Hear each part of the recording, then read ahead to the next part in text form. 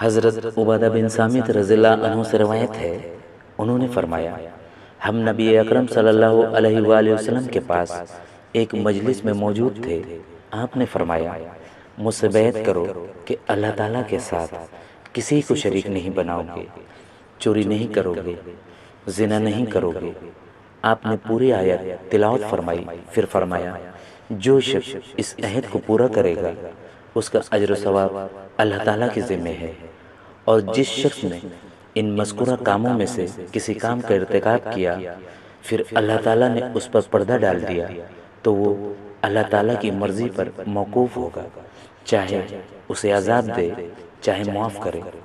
حضرت ابو سعید خدری رضی اللہ عنہ سے مروی ہے کہ رسول اللہ صلی اللہ علیہ وآلہ وسلم نے فرمایا، جب کوئی شخص مسلمان ہو جائے اور اچھا مسلمان بن جائے تو اللہ تعالیٰ اس کی ہر وہ نیکی اس کے نامہ اعمال میں لکھ دیتا ہے جو اس نے اپنے دور جاہلیت میں کی ہوتی ہے، اور اس کا ہر وہ گناہ معاف کر دیا جاتا ہے جو اس نے اس سے پہلے کیا ہوتا ہے۔